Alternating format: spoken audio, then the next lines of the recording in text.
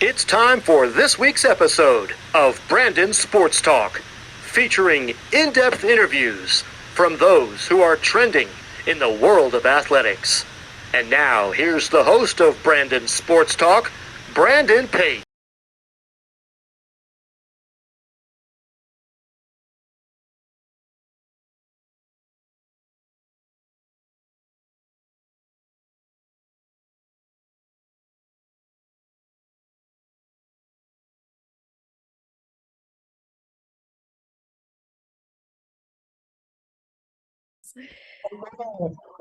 Welcome back to Brandon Sports Talk. In today's episode, I have the privilege to interview the Lourdes Gray Wolves University head strength and conditioning coach, Coach Rhonda Smith. How are you doing today?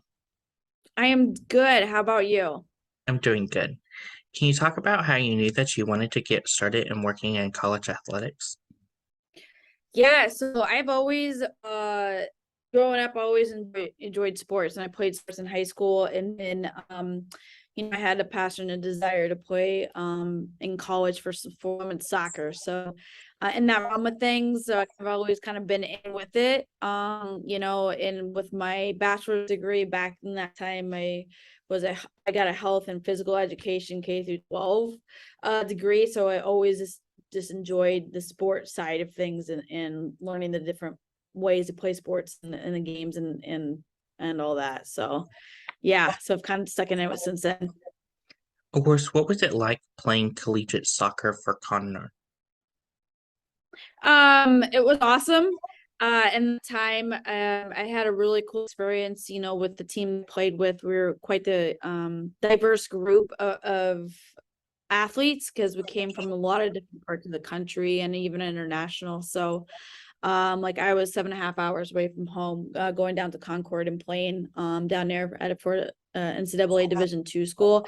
And my first year there, we had a stellar season. We were able to win a conference regular and tournament back in that time, which was the first time ever for that program. So enjoyed this establishing really great relationships with my teammates and from all over the place of the country, like from Florida to North Carolina, all the way up to Illinois and Ireland and Denmark. So it was a really fun time for me to go down there and play. Of course, what was it like getting to put on that college soccer jersey?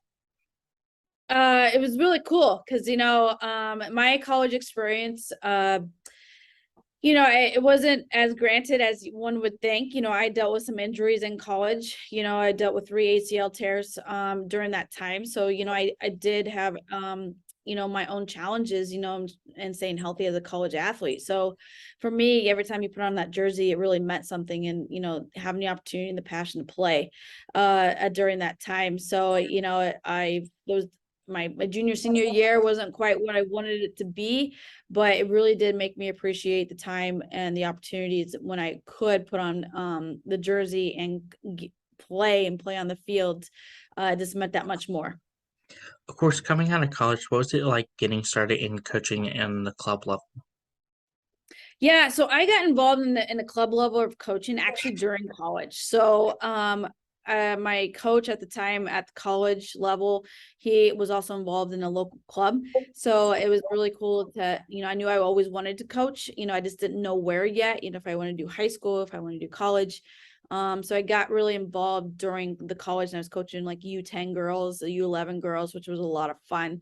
So having that opportunity when I got done playing, I could still stay involved in the game and just having that passion to educate about the game and coach the game to younger ones as they continue to go through. Because I'm dating myself here, like this is 20 years ago when I was playing in college. So soccer has definitely evolved since then. So be able to pass that on to the younger generation and younger kids to play was I love that experience, with that.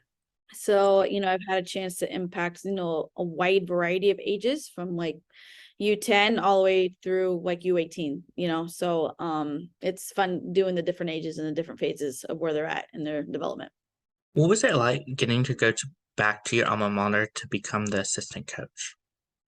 It was nice because I was what I call it, a 4.5 year program, finishing my degree. So it was nice to be able to stay involved and getting that college experience of coaching and still be able to help. The cool thing is that year when I was a student assistant. We actually won regular season conference that year. So, being on the other side of it and helping with the more of the office and recruiting and helping with sessions, and I did some goalkeeping training back then, even though they were my former teammates, but helping them to be a part of that process and seeing them succeed. It was nice to be able to give back. What was that like, obviously working with some of your former teammates, but on the coaching side?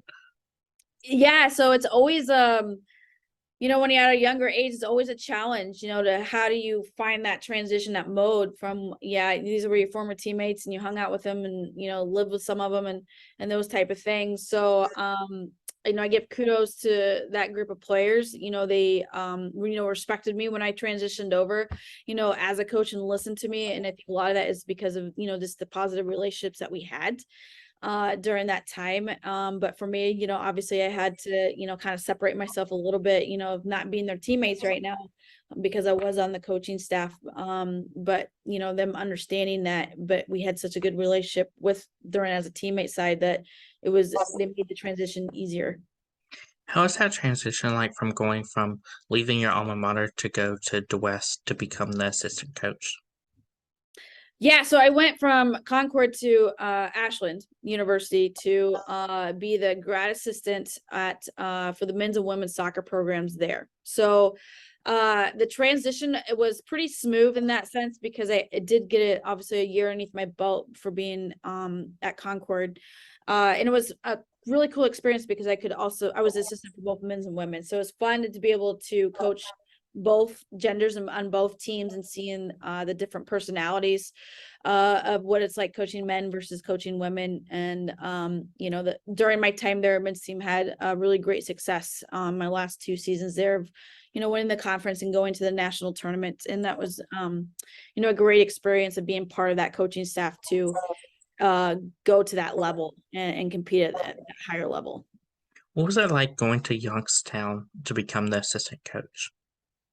Yeah, so I went from Ashland University to Duquesne, and that's when I really got my Division I assistant coaching position from there, and I was there for a couple of years, and then I transitioned over to Youngstown. And Youngstown was another Division I assistant role during that time, and I really my role was to develop the goalkeeping side of the team. So that was something that I actually enjoyed, that transition, be able to focus and hone in on, because it is a special position of coaching goalkeepers in soccer. So the relationships to be able to have with those players and continue the development and seeing them succeed, on the field, was a really great experience. And then, at the same time, seeing how that can connect and correlate with the team and what we're trying to do in our defensive tactics and attacking, tactics of, really my time at Youngstown at that time, that was our most successful season to that point. So it was really nice to be part of that staff and part of that experience and helping, getting them to that point where they did have the most successful season to that date since then. How is that transition like from going from Division II to, as you said, going to Division I? Yeah, it was good. Is different, obviously, in the sense of moving around a little bit from different, levels and understanding their conferences and the levels that they're at. So that took a little bit of a learning curve of understanding, okay, what does the level of this conference like, what type of athlete that they have, where's the level of the soccer. So going from a Division II to Division I, the athlete was a little bit higher in that sense, and their skill set technically was a little bit cleaner. So, there was a bit of a transition in understanding that. But the concepts and the principles of coaching soccer is pretty transferable from all levels and what you can do. So, that wasn't, as much of a learning curve other than this understanding, what you're playing against and the level and that type of style that they play, was more of the learning curve. Of course, during your time at Bowling Green, what were some of your accomplishments? Yeah, so I came in with the a new head coach that was part of the process of rebuilding that program. And so that was a really cool experience. And, I'm glad I could be a part of that and help her, with that. So during our time there, we did change a lot of like the team culture, aspects, of it. We, worked on, incorporating community, service type things. So like, we started what we call the IAS program, which is, Bowling Green is a falcon, so a baby falcon is an Aya. So trying to reach out to community and connecting and getting them involved and engaged, with our program, and kind of have a sisterhood type program where every player had a younger girl that was a part with us, and they were involved with us throughout the year. I also, with the goalkeeping side of it, I was overseeing that realm of things, and during my time, the goalkeeper that was playing, broke a lot of BGSU records, for single season saves, career averages, all-time records as well. So nice to see that development and getting on board and getting recognized for the work, and the commitment that those girls have made, in their development of being a goalkeeper. So that was really a lot of that process, while I was down there, is this really helping, how do we build this more competitive culture, within the team. Of course, what was it like getting your first head coaching job at Buffeton? Yeah. So from Bowling Green, I went to Bluffton. What Bluffton did is they had one head coach for both programs, and then they decided to split it. So there'd be one head coach for each program for both the men's and women's programs. So I was technically the first women's head soccer coach for the women's soccer. So, it was kind of like similar experience to what it was at Bowling Green, in a sense, like, yeah, we're starting to, get established and building culture and kind of lay that foundation, with that. So I could do a lot of, put my thumbprint on a program in that sense of what it should look like in the locker room, on the fields, helping those athletes, understand what the true meaning of being a student athlete means. It's not just what we do on the field, but also, academically, and the importance of being a student and, being involved and engaged in the community. So I implemented a similar thing at Bluffton, where we had a young mentorship, program. We call it the KITS program, to where, young females could get involved with our program and be paired up with one of our players. And, we did activities with them throughout the year, and just kind of help develop, their processes with that. So, excuse me. Whew, gotta see. It's that time of the year where fall and the allergies are really kicking in with that. But, for me, I was able to really just structure, this is what, even though it's Division III, this is what a collegiate soccer program looks like in all realms, academically, athletically, and socially, and be involved in the community. Of course, how was that like, obviously being the head coach for the first time in your coaching career?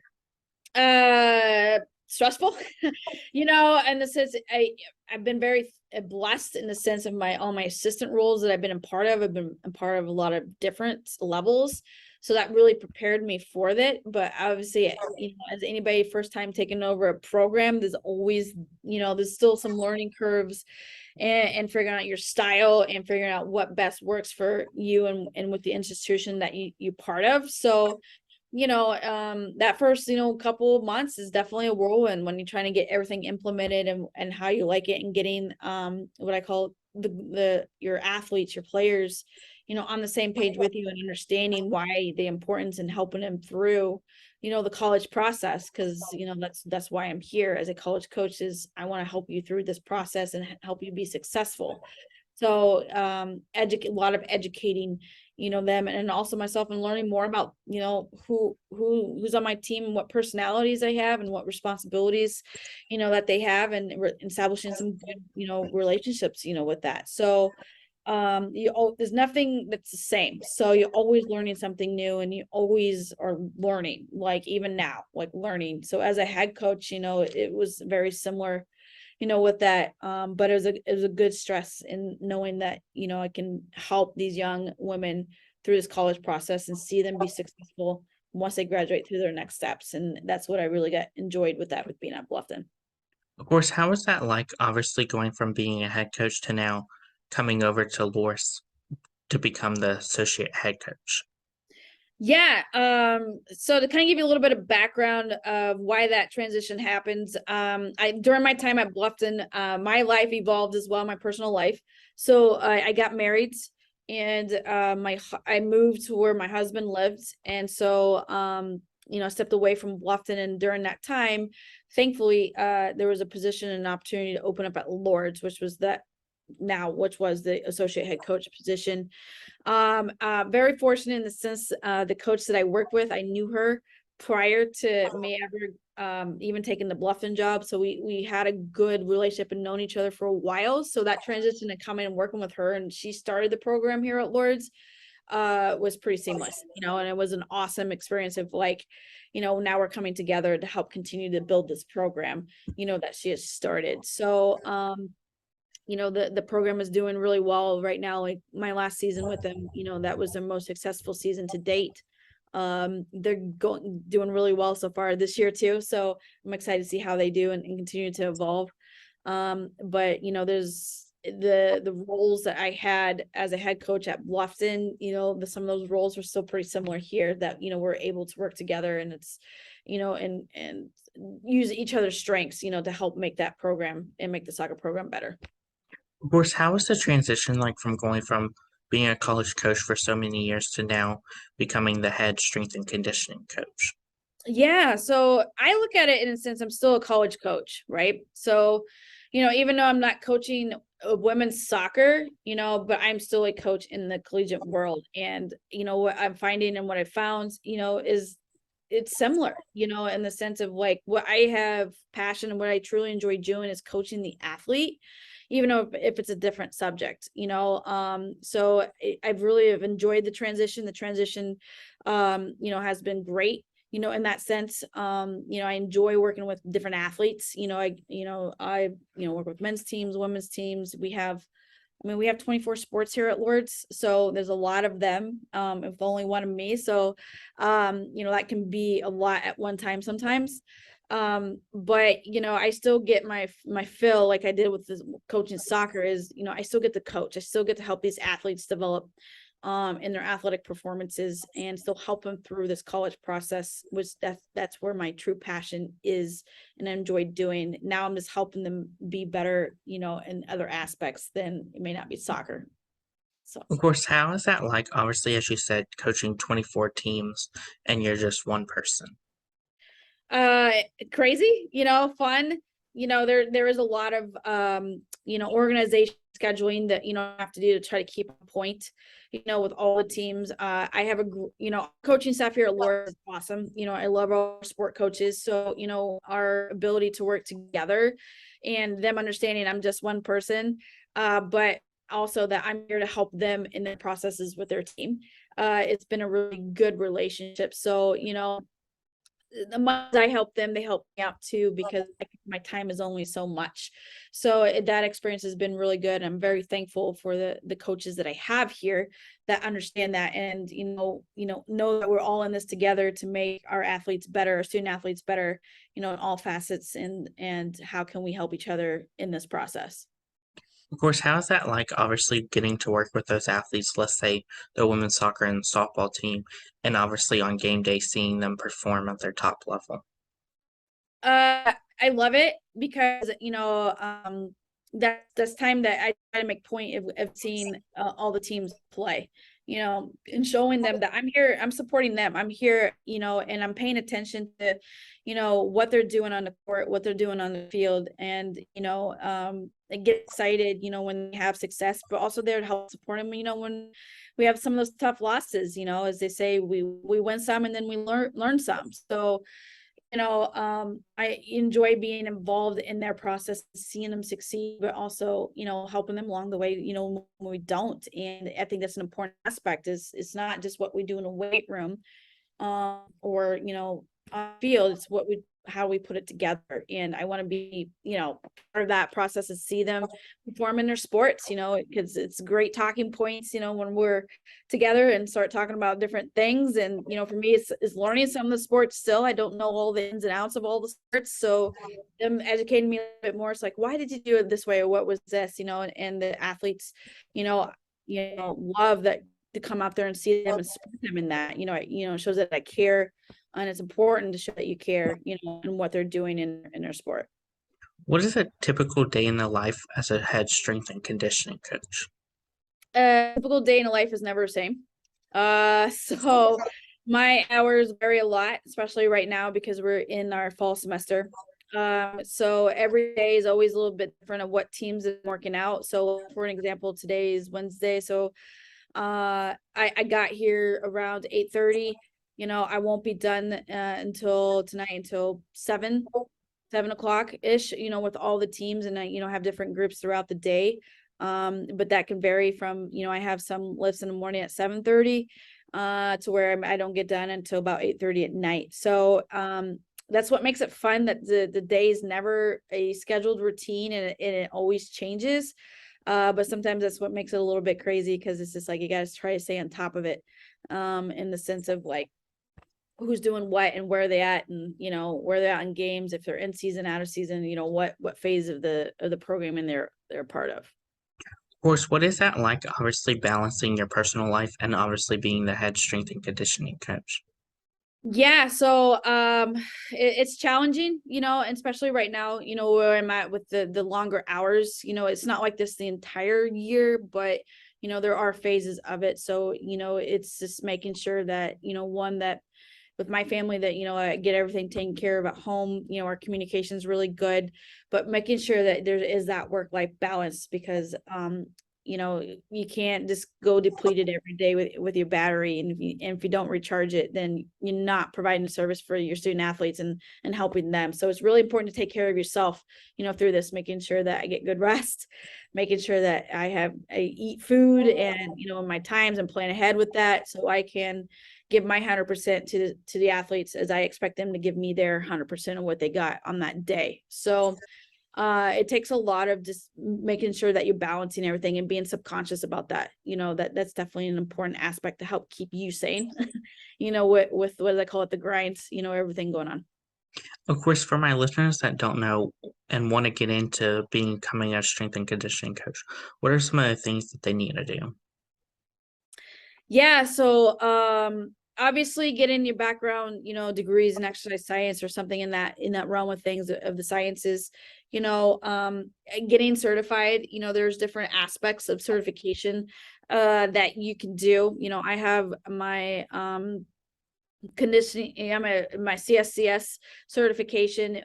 There's a collegiate, specialized strength and conditioning college association you can get your certification in, but there's a lot of different ones.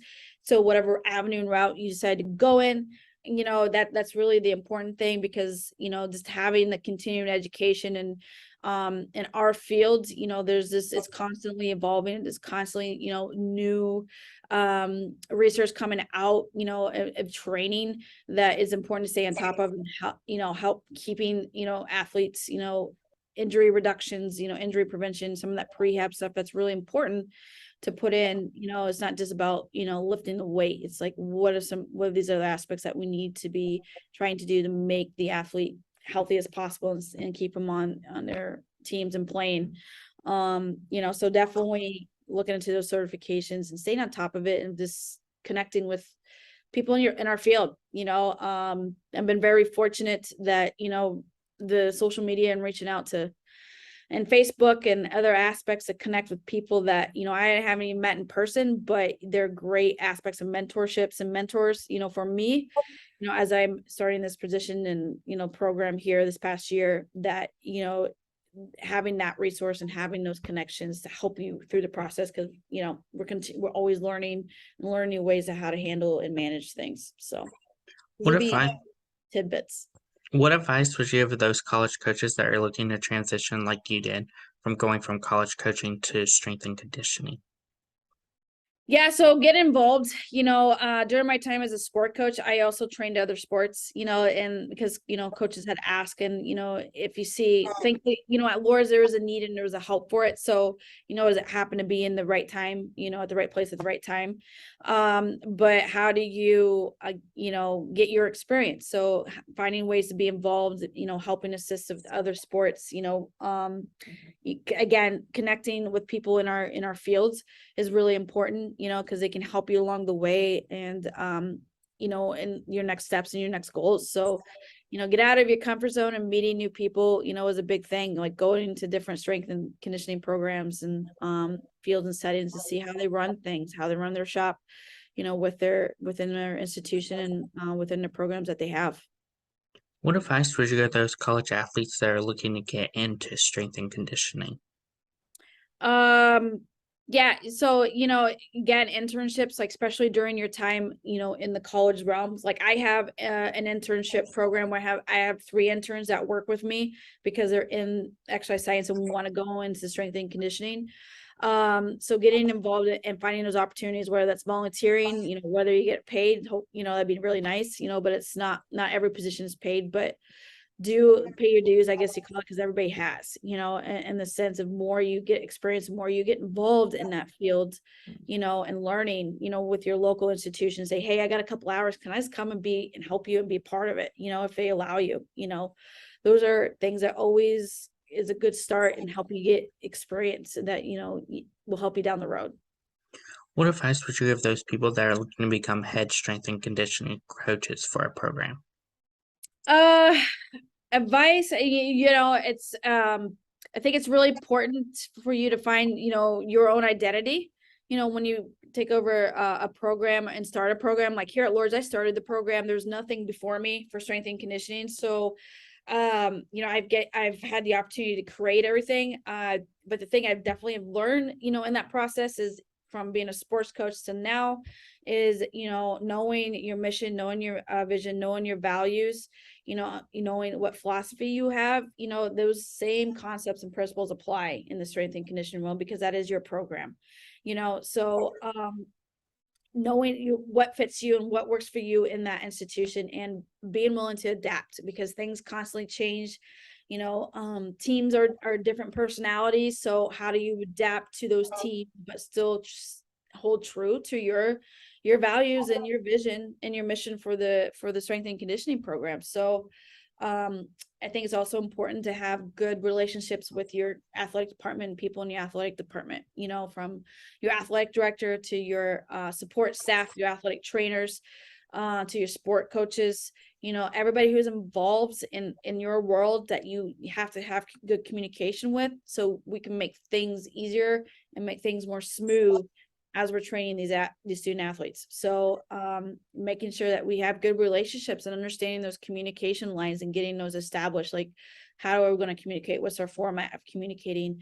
Me and the sport coaches, it's really important if, hey, they had a hard training day on a certain body part or area, it'd be good to know. So if I need to make adjustments in the weight room or our training, then I need to keep the athletes healthy and making sure we're progressing them at the right load. That's great advice. Where can my listeners find you at on social media along with the strength and conditioning program? I'm sorry, I didn't catch that last part. Where can my listeners find you at on social media along with the strength and conditioning program? Yeah, that's a good question. So right now with social media and stuff like that, I don't have anything set up yet because I'm still in this like beginning phase. That is my goal down the road to get us on Twitter, obviously on Instagram, of those things. It will be probably part of underneath Lourdes University Athletics. And there'll be a page in there where you can just look us up like Lourdes University Strength and Conditioning. So that is on when you talk about future development for the program and what other things I'm looking to implement. That would definitely be one, so people and our athletes and, people can follow us and see what we're doing. Thank you again, Coach Rhonda Smith, for your interview and best of luck in your future in the strength and conditioning side of Lourdes University. Thank you so much. Certainly appreciate the time and spending some time with you and, be able to answer the questions that you had. And if you have any questions, please feel free to reach out. Thank you. You can find Brandon Sports Talk on Facebook at Brandon Sports Talk, Instagram at Brandon Sports Talk, Twitter at Talk_Brandon, and you can find me on YouTube at Brandon Sports Talk. Don't forget to like, comment, and subscribe. Thank you again, Rhonda Smith, for your interview, and best of luck in your future. You've been watching Brandon Sports Talk. Please feel free to like, share, and subscribe to Brandon Sports Talk on social media and on YouTube.